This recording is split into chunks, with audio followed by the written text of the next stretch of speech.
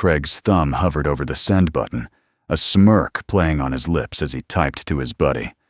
With my charm, she'll be completely hooked. Guaranteed. He hit send, tossed the phone onto the couch, and reached for his beer. Confidence felt good after months of single dad exhaustion. But morning arrived with a knock that shattered everything. His cold neighbor Celeste stood at his door, the woman who'd lived next to him for 8 months, without a single smile, who pulled her coat tighter whenever he waved, who disappeared behind her door like she was hiding from the world itself. She was smiling, holding up her phone, showing him his message. "So," she said, her voice carrying something he couldn't name, "when should I expect to be swept off my feet?" The beer in Craig's stomach turned to ice. He'd sent it to the wrong number. To her. But why was she smiling? And why did her eyes hold something that looked less like anger and more like recognition? What happened next didn't just shock him. It revealed a truth that would crack open both their carefully constructed lives and force them to answer a question neither was ready to face. The Portland rain had been falling for 3 days straight. When Craig Henderson first noticed the silence next door had weight to it. He'd lived in the narrow townhouse for 2 years with his daughter Zoe, a whirlwind of 6-year-old energy who asked approximately 700 questions per day. The unit next to theirs had cycled through tenants, a retired postal worker, a young couple who fought every Thursday like clockwork, an artist who played the cello at 2 a.m. Then Celeste arrived 8 months ago, and the silence became something you could almost touch. Craig only knew her name from the mail slot mix-up in week 1. She'd knocked once, handed him his electric bill without a word, and vanished before he could introduce himself or Zoe. After that, nothing. No music. No cooking smells. No sounds of daily life bleeding through the shared wall.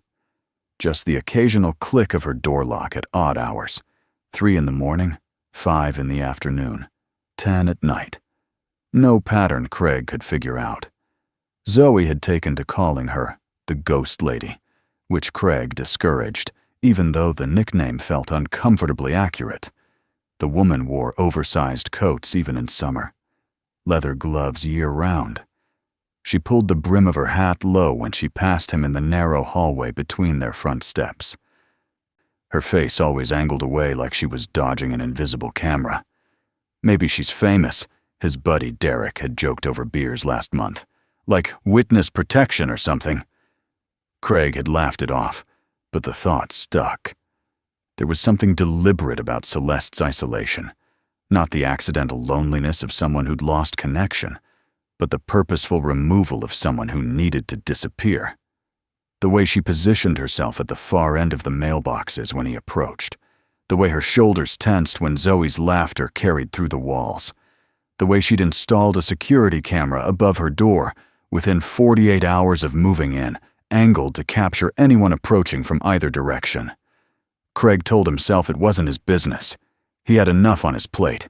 Zoe's school pickup schedule, the freelance graphic design work that paid the bills, the constant mental load of being the only parent in the equation since his ex-wife had moved to Seattle for a fresh start that didn't include weekend visits. He was doing okay. Not great, not drowning, just okay. Which was why Derek's text that Friday night had felt like a lifeline. His old college roommate was pushing him to try the dating apps again, to put himself out there, to remember he was more than just Zoe's dad. The vodka had been a mistake. So had the second beer. And definitely the third.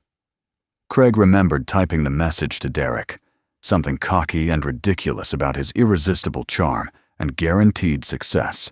He remembered the satisfaction of hitting send, the brief flutter of feeling like his old self, the guy who'd had game once upon a time, before diapers and divorced dad exhaustion.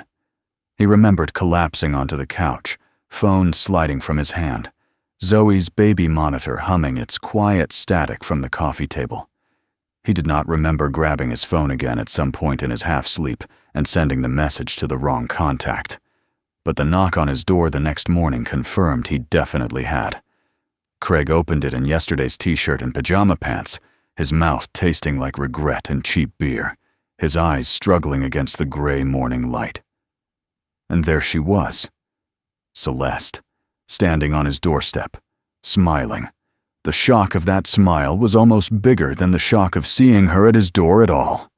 It transformed her face completely, softened the sharp angles of her cheekbones, brought warmth to eyes he'd only ever seen guarded and distant. She was younger than he'd thought, maybe early 40s, with fine lines around her eyes that suggested she'd smiled plenty in some previous life. She held up her phone. The screen showed his message in all its embarrassing glory. Craig's brain stuttered, trying to process the words he'd written, the contact name at the top. How had he even gotten her number? Then he remembered. The building's emergency contact sheet from 6 months ago. He'd entered everyone's numbers in case of fire or flood. He'd labeled hers simply next door. His drunk brain must have scrolled to it by accident. "So," Celeste said again, and Craig finally heard what her voice actually sounded like, lower than expected, with a trace of something he couldn't place, maybe East Coast roots smoothed over by years elsewhere. "When should I expect to be swept off my feet?" "I'd like to plan accordingly." Craig's face went hot. "I am so sorry. That wasn't... I was texting my friend Derek about a dating app, not about... I didn't mean..." The words tumbled out in a graceless heap. He wanted to sink through the floorboards. Celeste's smile didn't fade. If anything, it deepened, reaching her eyes in a way that made them crinkle at the corners. "I know," she said simply. "The message before that one made it pretty clear you were talking to someone named Derek about your romantic prospects." She turned her phone around again. Craig saw his previous message, the one he'd actually sent to Derek 15 minutes earlier. Something about the dating app setup being complete. His stomach dropped further. "You saw that one too?" "Group text malfunction," Celeste said. "You accidentally added me to the thread." "I got both messages." She tilted her head slightly, and something shifted in her expression. The smile remained, but underneath it, Craig caught a glimpse of careful calculation, like she was solving an equation in real time. "I'm not offended. Actually, I'm..." She paused, seeming to weigh her next words. "I'm curious." "Curious," Craig repeated, still trying to catch up to the reality that his hermit neighbor was not only speaking to him, but seemed amused rather than angry. Celeste glanced past him into his townhouse, where Zoe's scattered toys created a chaos Craig had stopped noticing. "I need help with something," she said. "Technology. I'm not good with it. Phones, computers, all of it. And I need to learn." She met his eyes directly for the first time since she'd moved in.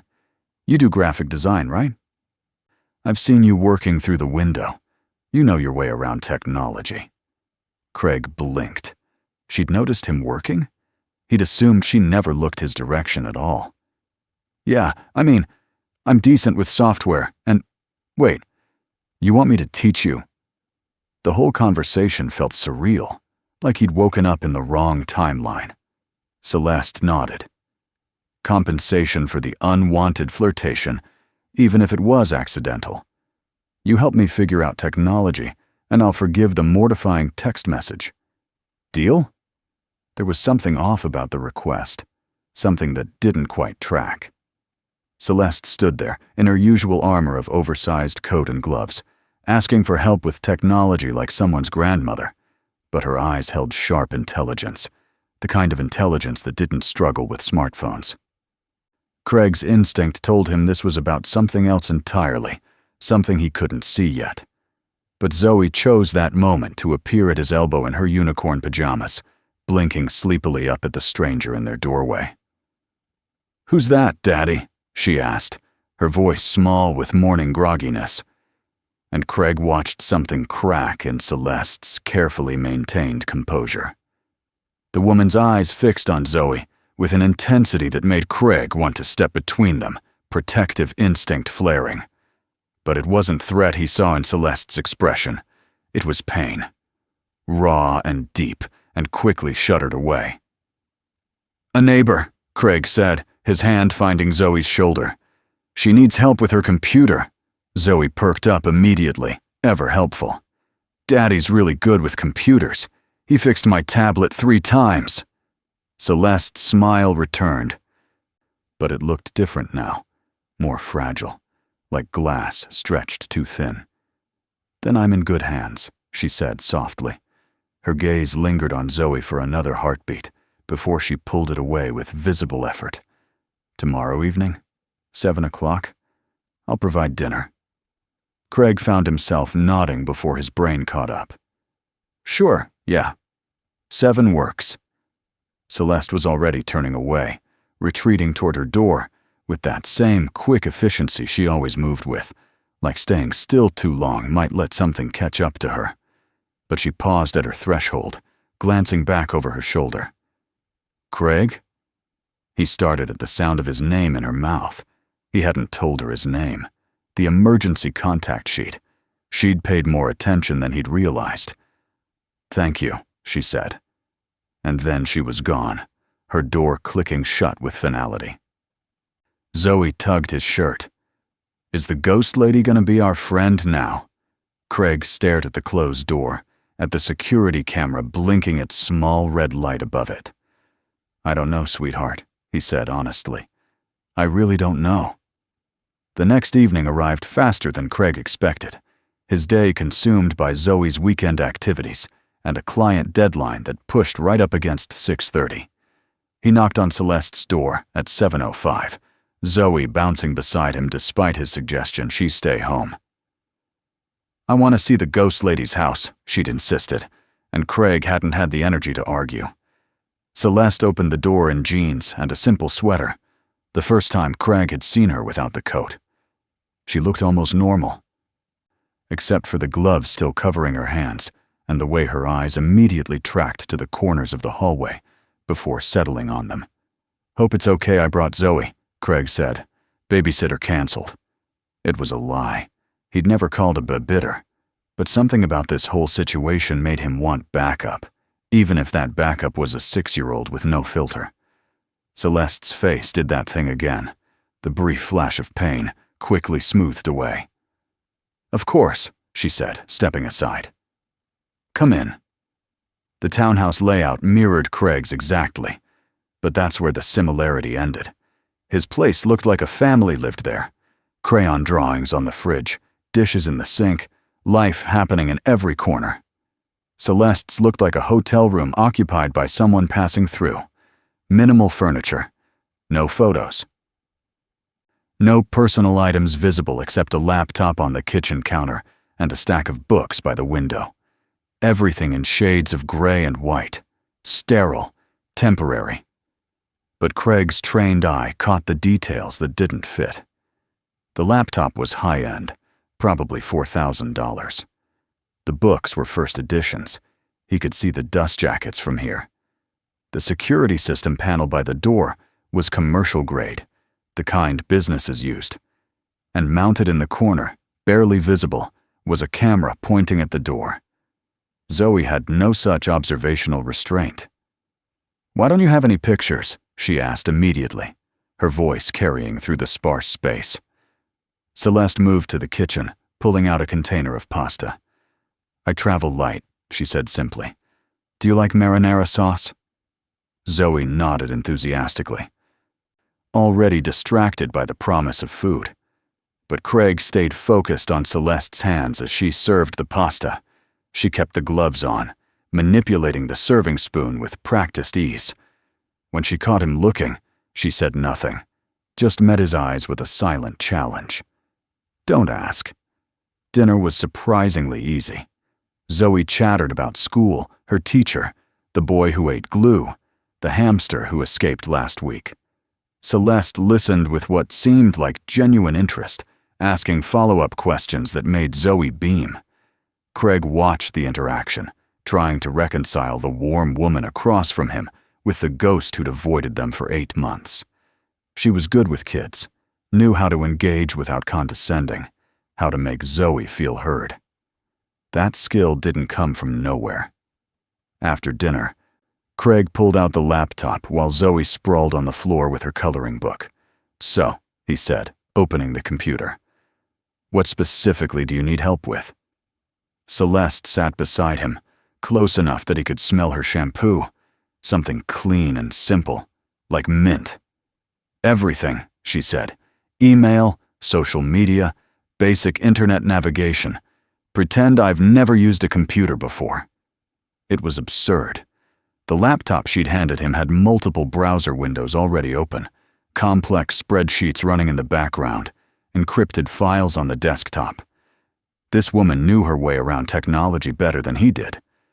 But Craig played along, walking her through the basics while watching her face. She was testing him, or testing herself, or creating cover for something else entirely. Her questions were too basic, her confusion too performative. When she accidentally opened a folder marked Financial, Craig caught a glimpse of documents before she closed it. Stock portfolios, investment statements, numbers with a lot of zeros. "You're not really bad at technology, are you?" he said quietly, too low for Zoe to hear. Celeste's hand stilled on the keyboard. She didn't look at him. "No," she admitted. "I'm not." "Then why?" "Because I needed a reason to talk to you." The honesty startled him. Celeste finally turned, her eyes searching his face. "That text message you sent. It was the first time in 8 months anyone treated me like a normal person. Not someone to avoid or be afraid of. Just a regular woman who might be interested in regular conversation." She laughed, but there was no humor in it. "Even if you sent it by accident, even if you were mortified." It felt normal. Craig processed this, acutely aware of Zoe's presence across the room, her small voice humming while she colored. "What are you hiding from?" he asked. Celeste's jaw tightened. "That's not a fair question." "You're sitting in my neighbor's apartment, asking me to pretend you can't use email when you clearly run some kind of business from that laptop. Fair went out the window already." For a long moment, Celeste said nothing. Then she stood, moving to the window overlooking the street. The rain had started again, droplets racing down the glass. "I used to be someone else," she said finally. "Someone public. Someone people thought they knew. And I needed that person to disappear for a while." She wrapped her arms around herself despite the gloves, despite the sweater. "Coming here was supposed to be temporary. A few months to let things quiet down. But then I heard Zoe laughing through the walls, and her voice caught. I stayed longer than I should have." Craig wanted to push for more, but Zoe chose that moment to appear at Celeste's side, holding up her coloring book. "I made you a picture," she announced. "It's a unicorn in the rain." Celeste looked down at the drawing, a purple creature with an oversized horn standing under what might be clouds or might be scribbles. Her expression shifted into something Craig couldn't name. Grief, maybe, or longing. "It's beautiful," she whispered, and Craig heard the truth in it. She took the picture with gloved hands, holding it like it might dissolve. "Can I keep it?" Zoe nodded happily. "You can put it on your fridge. That's where Daddy puts all my art." But Celeste's refrigerator was empty, except for bottled water and prepared meals in containers. She taped the drawing to the front anyway, stepping back to look at it like she'd hung a masterpiece. "Thank you, Zoe," she said. "This is the nicest gift anyone's given me in a very long time." The words carried weight that made Craig's chest tight. Whatever Celeste was running from, whoever she'd been before, she was profoundly lonely. He recognized it because he'd felt it himself. The isolation of being surrounded by people, but truly known by none of them. They left an hour later, Zoe half asleep against his shoulder. At the door, Celeste caught his arm. The glove felt like leather against his skin, expensive and worn. "Same time next week?" she asked. It wasn't about the computer lessons. They both knew that. "Sure," Craig said, But maybe next time you can just ask to hang out instead of pretending you can't use technology." Celeste's smile was small but genuine. Where's the fun in that? She closed the door, and Craig heard multiple locks engaging. Not just the standard deadbolt, but chains and additional bolts. The sound of someone who'd learned to be afraid. The routine continued for 3 weeks. Every Tuesday at 7, Craig would knock, Zoe in tow, and Celeste would let them in. They'd eat dinner, always something simple, always delicious.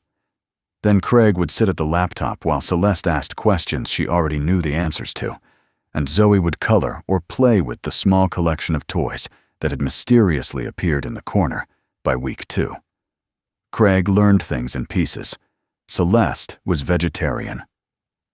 She read medical journals for fun. She knew 3 languages but claimed to speak none well. She'd lived in 12 cities in the past 5 years. She slept poorly. He could tell from the circles under her eyes that appeared when she forgot to cover them with makeup. And she was drawn to Zoe in a way that was both tender and painful to watch.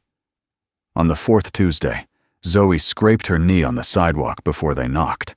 She was crying, blood trickling down her shin, and Craig was fumbling with the first aid kit he definitely didn't have with him when Celeste's door opened. She took one look at the situation and moved with swift precision. "Bring her inside," she said, already heading to the bathroom.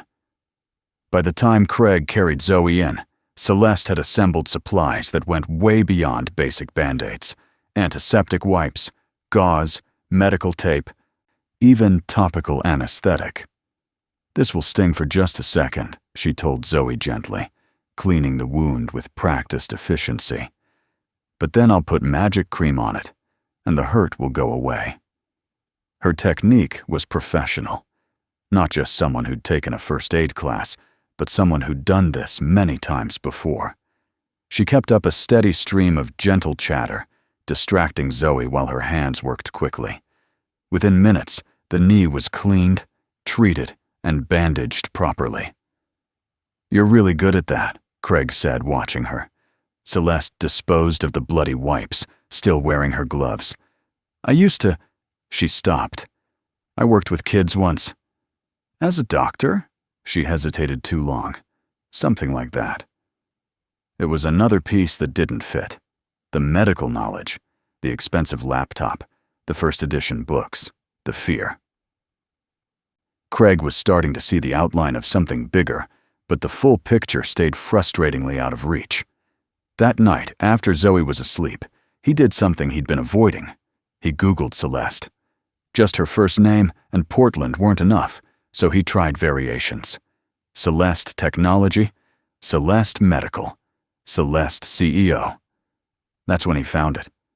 Not her directly, but an article from 6 months ago about a tech billionaire who'd stepped down from her company amid scandal. The woman in the photo looked different. Shorter hair, no gloves, standing in front of a massive glass building with her name on it. But the eyes were the same. Intelligent, guarded, tired. Celeste Harrington, founder and former CEO of NeuralSync, an AI company worth billions. The scandal involved accusations of corporate espionage and stolen technology. The article said she disappeared from public life entirely during the investigation. The photo credit caught his attention. It mentioned she'd lost her 7-year-old daughter in a car accident 5 years prior. The daughter's name was Zara. Craig sat back, his laptop screen glowing in the dark living room. Everything clicked into place. The isolation, the gloves. He'd bet anything there were scars underneath, maybe from the same accident that killed her daughter. The way she looked at Zoe with that mixture of longing and pain, the expensive equipment, and the cheap townhouse. She wasn't just hiding, she was grieving. And she'd been doing it alone for 5 years, while building an empire that eventually turned on her. He should have felt vindicated, having solved the mystery. Instead, he felt like an intruder. Celeste had shared what she wanted to share, and he'd gone digging for the rest. It was a violation of the fragile trust they'd been building. Craig closed the laptop and sat in the dark for a long time, listening to the rain and wondering what to do with information he'd never been meant to have. The following Tuesday, he showed up alone. Zoe was at a sleepover, her first one, an occasion she'd been excited about for weeks. Celeste opened the door and immediately noticed. "Where's Zoe?" Her disappointment was palpable. "Sleepover at a friend's house," Craig said. "But I thought we could still do dinner, if you want." Celeste stepped aside, but the energy was different without Zoe's buffer. They moved through the apartment like strangers, suddenly aware of the pretense they'd been maintaining. Celeste heated up soup. Craig set the table. The silence stretched uncomfortably. Finally, Craig broke it. "I know who you are." Celeste's hand froze on the ladle. She didn't turn around. "I wondered if you'd look." "I shouldn't have. I'm sorry." She finished serving the soup, brought the bowls to the table, sat down across from him. Her face was carefully neutral. "Are you going to tell people?" "No," Craig said immediately. "God, no. I'm not trying to expose you or anything. He struggled for the right words. "I wanted you to know that I know, so you didn't have to keep pretending." Celeste picked up her spoon, still gloved. "I'm not pretending about everything. The technology lessons were fake, but this," she gestured between them, "this is real. The only real thing I've had in 5 years." They ate in silence for a while. Then Celeste spoke quietly. Her name was Zara. She was 7. We were driving home from her soccer game, and a drunk driver ran a red light. I was behind the wheel. She finally met Craig's eyes. I walked away with second-degree burns on my hands and arms. She didn't walk away at all. Craig's throat tightened. "I'm so sorry. I threw myself into work after that. Built the company into something massive because I couldn't stand to sit still and feel it. Then someone on my board stole proprietary code and tried to frame me for the theft. I had proof of my innocence, but the investigation dragged on, and the media turned it into a circus. They dug up everything about Zara, about the accident, about my divorce afterward. Made it all public again." She pulled off one glove, and Craig saw the scars, puckered skin running from her fingers to her wrist. Evidence of fire and pain. I needed to disappear, to be someone other than the CEO who lost everything. So I came here, to this nothing townhouse in Portland, and I told myself it was temporary. "But then you heard Zoe," Craig said softly. Celeste nodded. Every laugh, every bedtime story through the walls, every morning when she'd sing while you made breakfast. It was torture and comfort at the same time. I knew I should leave, that staying was just hurting myself more. But I couldn't. She put the glove back on, hiding the scars again. "Then you sent that ridiculous text message, and for the first time in years, someone was treating me like a regular person who might be worth flirting with, even by accident. It felt like maybe I could still exist outside the tragedy, outside the scandal." Craig reached across the table, stopping just short of taking her hand. "You do exist outside it. You're allowed to be more than what happened to you." Celeste's eyes were bright with unshed tears. "I don't know how to be anything else anymore." They talked until midnight. Really talked. Not the careful small talk of their previous visits, but the honest conversation of two people who'd both learned that life could break you in ways you never saw coming. Craig told her about his divorce, about the loneliness of single parenthood, about the fear that he was somehow failing Zoe by not being enough. Celeste told him about the investigation that had finally cleared her name last month, about the company that wanted her back, about how she didn't know if she could face that world again. When Craig finally left, Celeste walked him to the door. "Thank you," she said. "For not running when you found out, for still seeing me." Craig smiled. "You're hard to miss. You've been my daughter's favorite person for weeks now." Something shifted in Celeste's expression. "Craig, I need to tell you something. The investigation is over. They want me back at the company. There's going to be a press conference, a public return. My face is going to be everywhere again." The implication hung between them. "You're leaving." "I should. Being here, getting close to you and Zoe, it's selfish. When the media circus starts, they'll find me. They'll dig into everyone connected to me. I can't do that to you." Craig felt the loss of her already, even though she was still standing right there. "What if we don't care about the media circus?" Celeste shook her head. "You don't know what it's like. The cameras, the questions, the constant invasion. I won't subject Zoe to that. She deserves a normal childhood." "Maybe," Craig said. "But she also deserves to have people in her life who care about her. And you do. I can see it every time you look at her." Celeste's composure finally cracked. "She looks like Zara, same age, same energy. Every time I see her, it's like getting a glimpse of the life I lost. It hurts so much, Craig. But it's also the only thing that's made me feel alive in years." The confession hung in the air between them, raw and honest. Craig made a decision. "Then stay. Or go handle your business and come back. But don't disappear, because you're trying to protect us from something we haven't even said we're afraid of." Celeste wiped at her eyes. "I don't know if I can do that. Come back, I mean. Once I leave, once I step back into that world, it might swallow me again." "Then let us be your anchor," Craig said. "Let us be the thing that reminds you there's life outside the empire." She didn't answer, just pulled him into a hug that felt like goodbye. Craig held on, feeling the tension in her shoulders, the way she was already pulling away even while holding on. When she finally stepped back, her mask was in place again, the careful control that kept her protected. "I'll think about it," she said. But they both knew she'd already decided. 3 days later, Celeste's townhouse was empty. Craig knocked that Tuesday at 7, Zoe bouncing beside him, and got no answer. He tried the door, unlocked. Inside, the apartment was stripped bare. No furniture, no laptop, no medical supplies. Nothing except Zoe's unicorn drawing still taped to the refrigerator and an envelope on the kitchen counter with his name on it.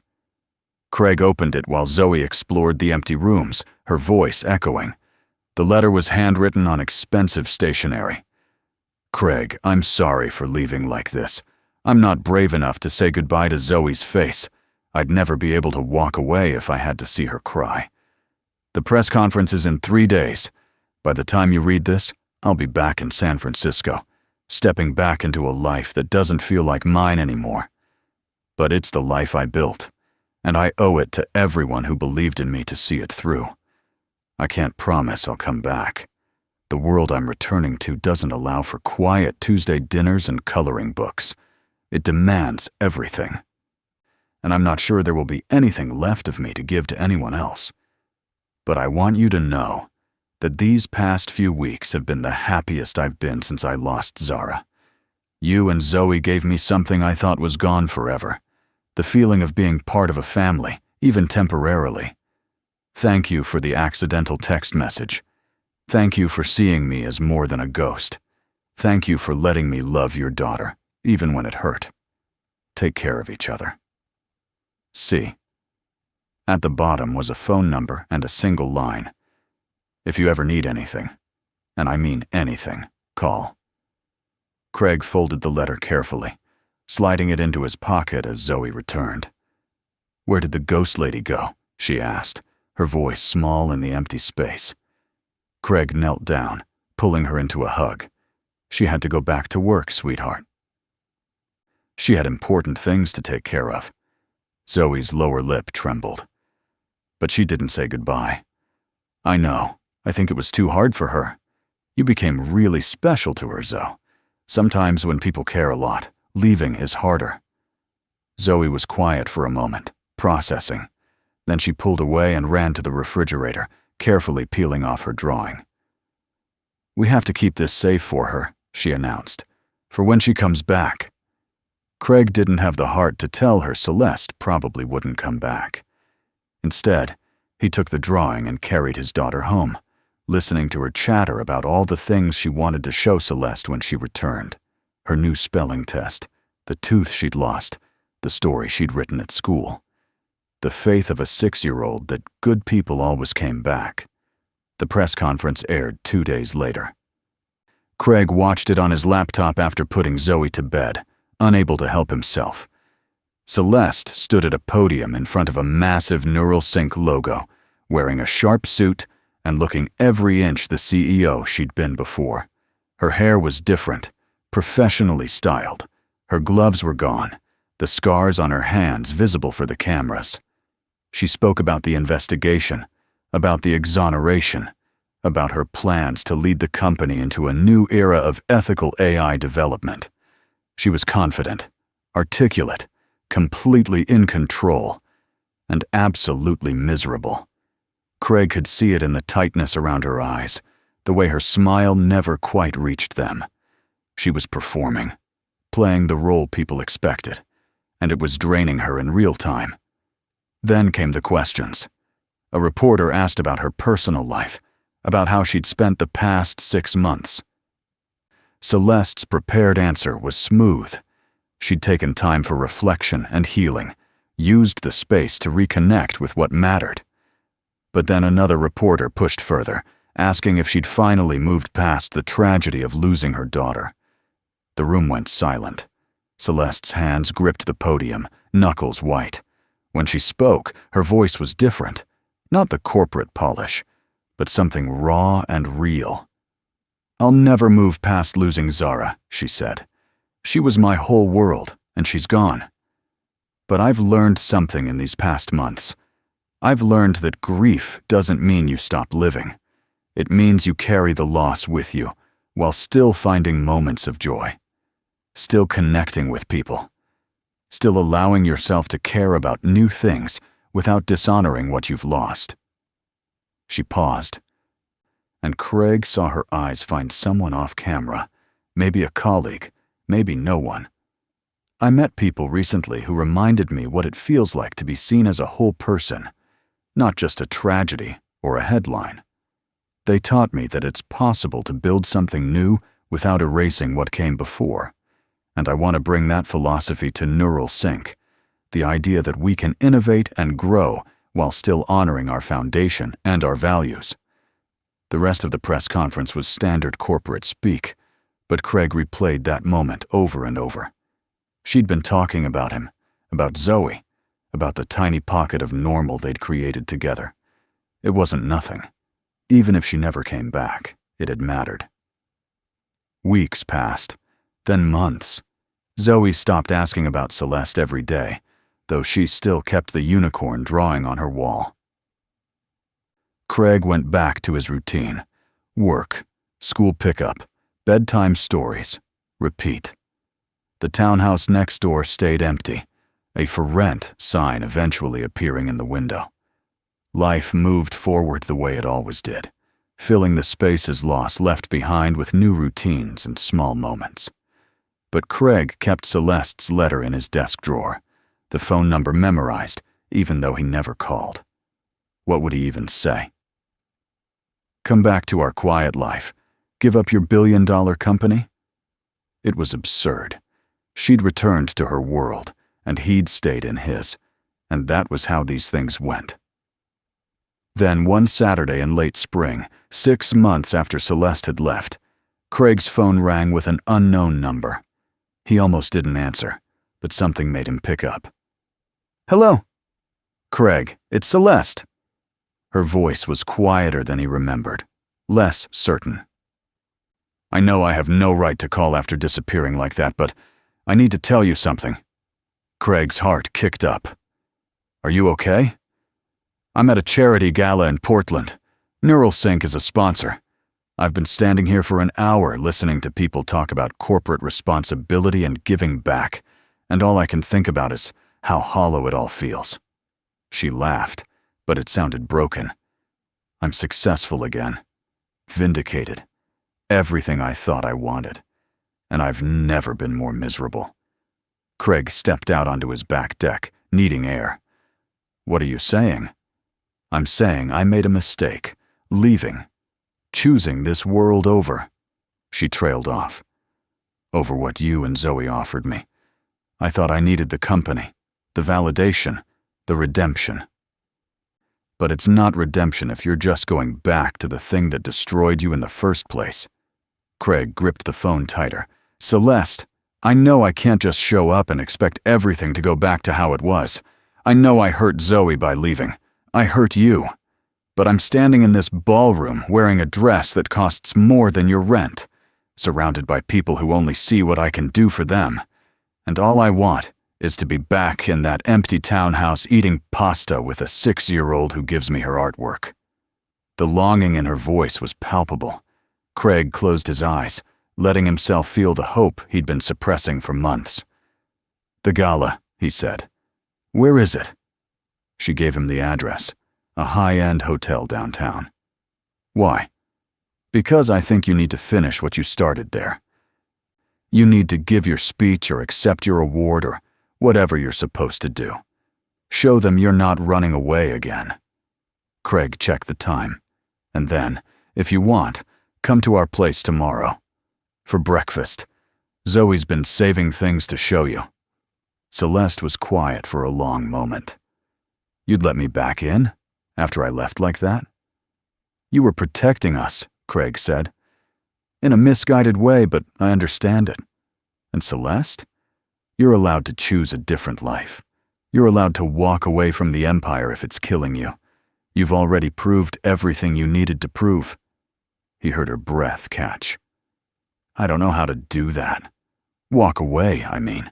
It's all I've been for so long. Then start small, Craig said. Start with breakfast tomorrow.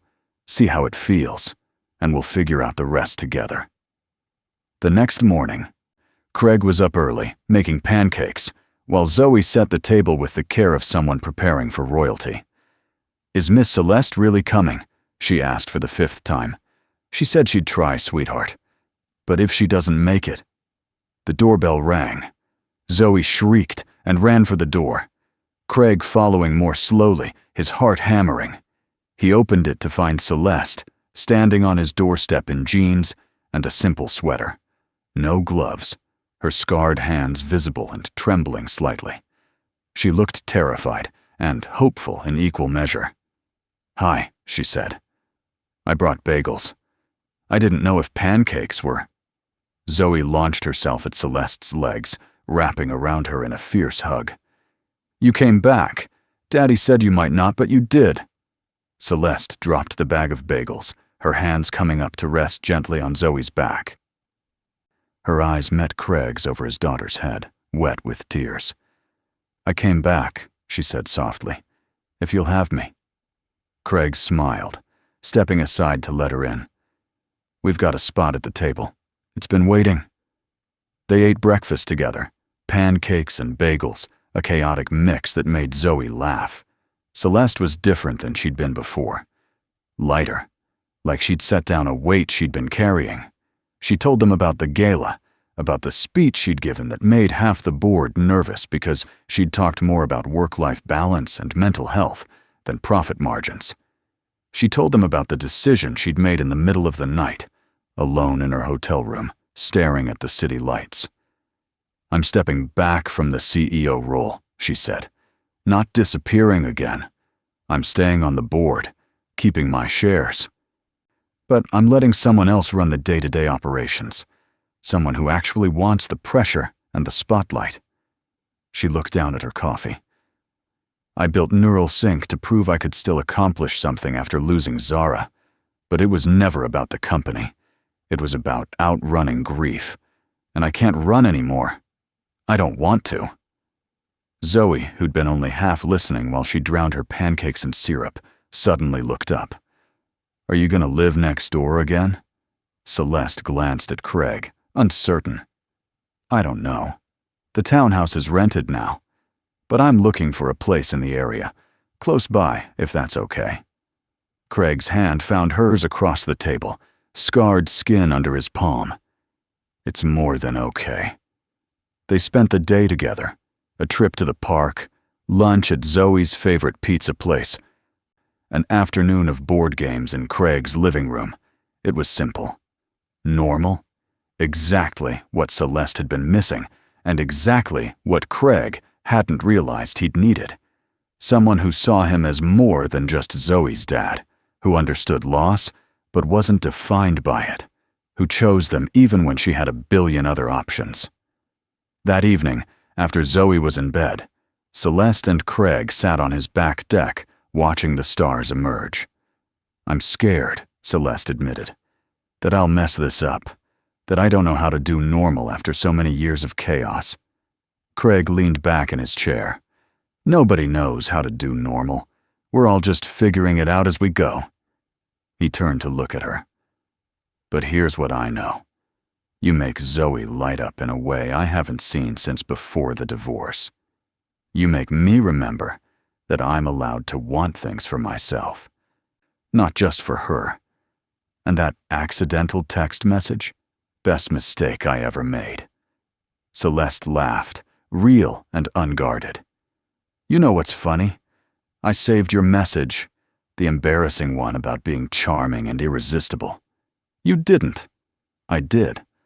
Because it was the first time in years someone made me smile without knowing who I was or what I'd lost. Just a ridiculous text from a guy who had no idea he'd sent it to the wrong person." She met his eyes. Turns out it was exactly the right person. Craig reached for her hand again, and this time she didn't pull away. They sat like that as the evening deepened, two people who'd both learned that the best things, sometimes, came from the worst mistakes, that grief didn't have to be the end of joy, and that family could be built from the strangest ingredients: an accidental text, a lonely neighbor, and a 6-year-old who saw the good in everyone. 3 months later, Celeste moved into a house 2 blocks away. Not next door. They both agreed they needed some space to do this right, to build something real instead of convenient. She set up a home office for her board work, but the rest of the house was lived in and warm, full of the personal touches that had been missing from the townhouse. Photos on the walls now, some of Zara, carefully placed, but not hidden. New ones, too, of Zoe and Craig, of the 3 of them at the park. They moved slowly, carefully. 2 people who'd both been broken and knew how fragile new things could be. But they moved forward. Dinners at each other's houses, weekend trips to the coast with Zoe, quiet evenings after bedtime, where they talked about everything and nothing. Celeste started a foundation in Zara's name, funding childhood education and safety programs. Craig took on bigger design clients, his confidence growing with Celeste's encouragement. And Zoe thrived in the middle of it all, a child who'd somehow acquired an extra adult who loved her fiercely and never tried to replace her mom, but carved out her own space in Zoe's heart. The media did eventually find out where Celeste was living. A few paparazzi showed up, took some photos of her grocery shopping or walking in the park with Craig and Zoe. The photos ran in tech magazines with headlines about the reclusive billionaire's quiet new life. But the interest faded quickly when Celeste refused to engage, when she lived her life without drama or scandal, when she made it clear that this chapter was about healing, not headlines. 1 year after that first accidental text, Craig woke up on a Saturday morning to find Celeste and Zoe in his kitchen, making pancakes. It had become their routine, weekend breakfasts together, taking turns hosting. Zoe was covered in flour, giggling as Celeste tried to teach her to flip without making a mess. The scene was so domestic, so perfectly ordinary, that Craig felt his throat tighten with gratitude. Celeste looked up, catching him watching. "Morning," she said, her smile soft and genuine, the smile he'd first seen on his doorstep a year ago, the one that had started everything. "Morning," he replied, moving to pour himself coffee. Zoe launched into a story about school, and Celeste listened with the attention she always gave her, asking questions and laughing at the right moments. Craig watched them together and thought about how none of this should have worked. A billionaire CEO and a freelance designer. A woman running from her past and a man just trying to keep his head above water. A tragedy and an accident and a 6-year-old who believed the ghost lady would come back. But it had worked. Not perfectly. They still had hard days, moments when Celeste's grief rose up, or Craig's insecurities crept in. But they'd built something real from the pieces of their broken lives, something that honored what they'd lost, while making space for what they'd found. After breakfast, while Zoe was occupied with cartoons, Celeste pulled Craig onto the back deck. "I have something to tell you," she said, and Craig's heart jumped before he saw her expression, nervous but excited. "The foundation is expanding. We're opening locations in 5 new cities, and I've been asked to do a TED Talk about building life after loss." "That's amazing," Craig said, meaning it. Celeste nodded, but her hands were fidgeting. "It means travel, speaking engagements, more public visibility again." She met his eyes. "I wanted to make sure you're okay with that we're okay with that. I'm not going back to the 80-hour weeks and the constant pressure, but I'm also not hiding anymore. I want to do work that matters, and I want to do it as myself, scars and all." Craig pulled her closer. "I'm not asking you to be small to fit into my life, Celeste. I'm asking you to be yourself, whatever that looks like. Big work, important work. That's part of who you are. As long as you come home to us, the rest we can figure out." Her eyes welled up. "How did I get so lucky?" "I sent you an accidental text. I sent you the accidental text," Craig corrected with a laugh. "And you showed up at my door smiling like you'd been waiting for an excuse to knock for months." "I had been," Celeste admitted. "I just didn't know how. I'd forgotten how to be a person outside of grief and work. You and Zoe reminded me." They stood there, wrapped in each other, the morning sun warm on their faces, while inside Zoe's laughter carried through the open door. It wasn't the life either of them had planned. It was better, messier, and more complicated, built on honesty instead of perfection, on choosing each other every day instead of assuming it was guaranteed. That evening, the 3 of them went to the park. Zoe ran ahead to the playground, while Craig and Celeste followed more slowly, hands linked. "You know what I think about sometimes?" Celeste said. "That text you meant to send to Derek, about being charming and irresistible." Craig groaned. "Please don't." "No, listen," she laughed. "You were right. Not about being charming. That message was objectively terrible. But about being irresistible. Because here I am, a year later, and I still can't resist you. This life, this family we're building." Craig stopped walking, turning to face her fully. "I love you," he said. It was the first time he'd said it, and the words felt both terrifying and right. "I love you too," Celeste replied without hesitation. "I didn't think I'd ever love anyone again after losing Zara. I didn't think I deserved to. But you taught me that love isn't about deserving, it's about choosing. And I choose this. I choose us."